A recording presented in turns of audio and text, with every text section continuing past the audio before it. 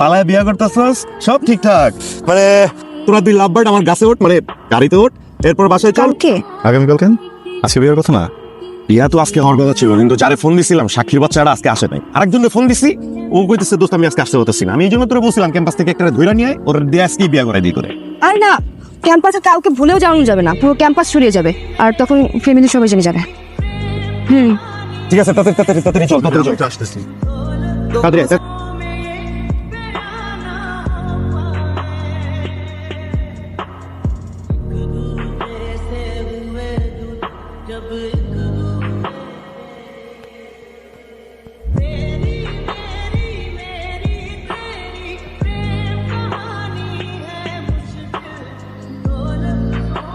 কাল আমাদের বিয়ে হচ্ছে এত সহজে ধৈর্য হারা হওয়া যাবে না ভাবলাম নতুন বউ আমার হবু বউ হ্যাঁ কি করছে একা একা নতুন জায়গায় এসে একটু সময় দিই একটু কথা বলি এটা তোমার জন্য না যদি শাড়ি আমার বিয়ের শাড়ি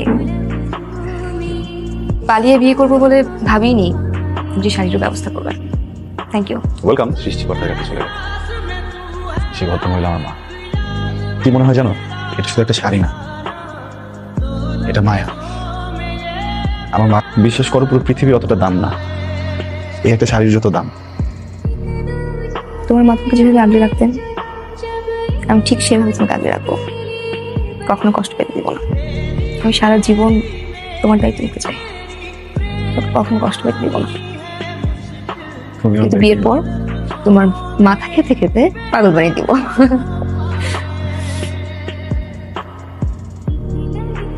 হ্যাঁ কাজী অফিসে সব কটা থাক বের হইছ কারণ লাস্ট ডেটের মতো প্যারা গেতে চাইতেছি না আমি সব জায়গায় কাজী অফিসে বসায় রেখে আসছি তোদের বিয়ে দিব বিয়ে করার পর ডিরেক্ট তোরা চলে যাবি কক্সবাজার না বলে না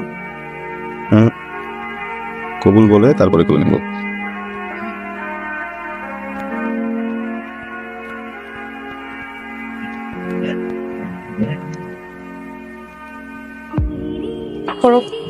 ভালো ছেলে কত স্টুডেন্ট হাবিব স্টুডেন্ট কিন্তু সে এই বয়সে ফ্রিল্যান্সিং করে লাখ টাকার উপর আয় করে তাও প্রতি মাসে টাকা পয়সাটাই এখানে সবকিছু নয়।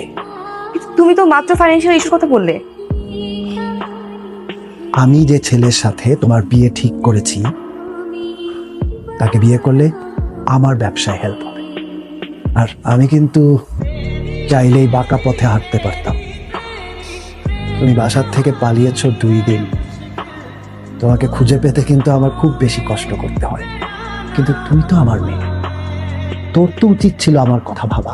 আমি যদি আজকে এখান থেকে একা ফিরি তাহলে প্রথম কাজটা কি করবো জানো? আমি গিয়েই তোমার মাকে ডিভোর্স দিব।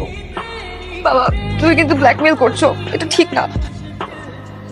তুমি তুমি যদি তোমার সিদ্ধান্তে অটুট থাকো তাহলে আমি আমার সিদ্ধান্তে অটুট থাকবো। বলে ঠিক আছে থাকো তোমরা। বাবা বাবা প্লিজ তুমি এটা করো না বাবা। বাবা আচ্ছা তুমি যা বলবে তাই হবে, আমি তোমার সাথে ফেরত যাবো। বাবা প্লিজ এটা করো না বাবা, এটা করো না।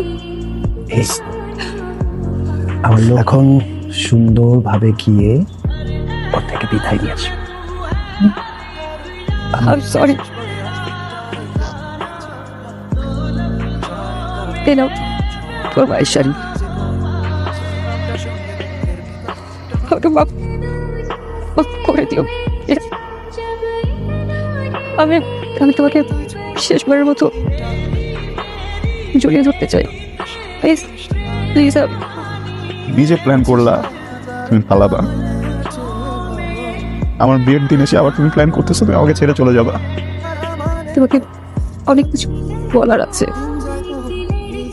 কিন্তু আমি বলতে পারছি না। আমি নিরুপায়।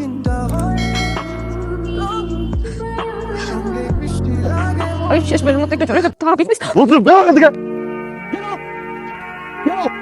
আমি যেতে পারি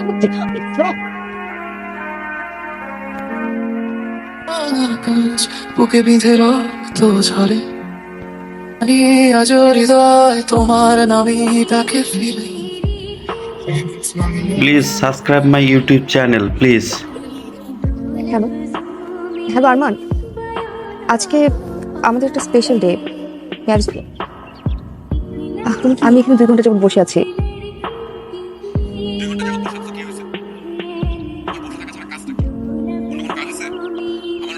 আমি কি তাহলে চলে যাবো?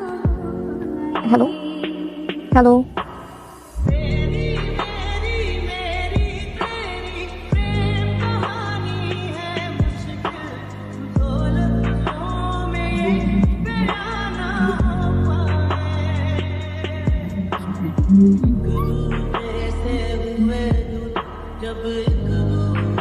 আমার বিয়ে হয়েছে 7 বছর, তোমার বিয়ে বয়স 8 বছর।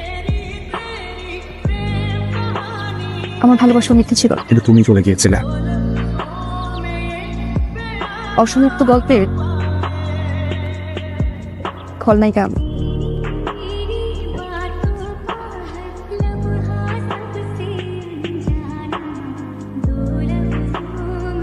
কথা উঠে আকরাম হাবিবকে মেরে দিলেন। ওকে শেষ আমার ব্যবসার কারণে কত মানুষকে আমি পৃথিবী থেকে উপরে উঠিয়ে দিয়েছি। ওই ছেলের জন্য তুমি সরি কেন বলছো? এতদিন ধরে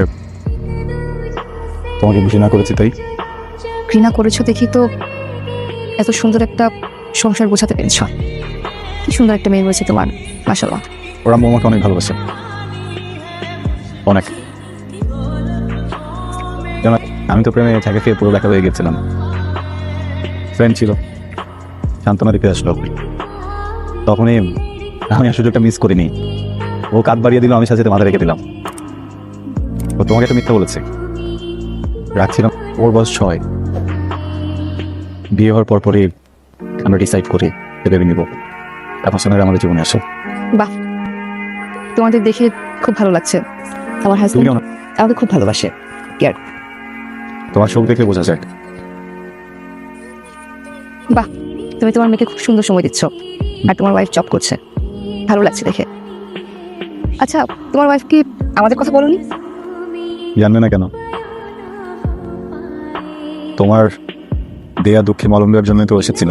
আমি আসি সেখান- তাহলে। বাই মা, বাই। চাচু, তুমি আন্টুকে মিথ্যা বলো কেন? আমি তোমার মেয়ে। কিন্তু আমার তো বাবা আছে। চাচ্চু বাবার মতোই হয়। ও তাই? আই লাভ ইউ বাবা। আই লাভ ইউ টু মা।